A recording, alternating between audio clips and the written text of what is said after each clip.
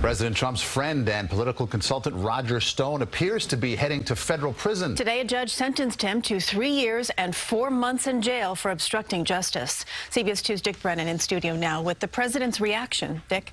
Well, Christina Maurice, the president didn't mince words. He'd like to see his friend off the hook. And today he spoke at length about Stone, the trial, and alluded to whether or not he might issue a pardon.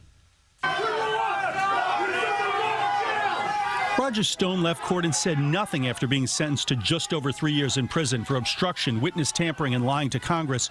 But it took only a few hours before President Trump was reacting. Roger has a very good chance of exoneration, in my opinion. The case stemming from Robert Mueller's investigation sparked a firestorm of controversy last week. Attorney General William Barr overruled the sentencing recommendation of his own department's prosecutors, who had wanted Stone to serve 7 to 9 years in prison. Barr's decision became public hours after President Trump criticized the original sentencing recommendation in a tweet, calling it a miscarriage of justice.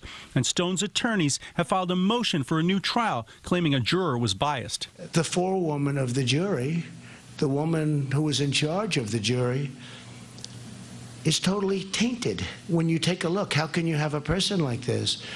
She was a anti-Trump activist. Just this week, Mr. Trump commuted the sentence of former Illinois Governor Rod Blagojevich and pardoned former NYPD Commissioner Bernie Kerik, among others, for their crimes. The question now, will the president do the same for his old friend Roger Stone? But I'm not going to do anything in terms of the great powers bestowed upon a president of the United States. I want the process to play out. I think that's the best thing to do, because I'd love to see Roger exonerated. House Intelligence Committee Chair Adam Schiff weighed in on Twitter, writing, "To pardon Stone when his crimes were committed to protect Trump would be a breathtaking act of corruption." Now, all 4 prosecutors resigned from the case after Barr overruled their longer sentencing recommendations, but Judge Amy Berman Jackson agreed with Barr that 7 to 9 years would be greater than necessary.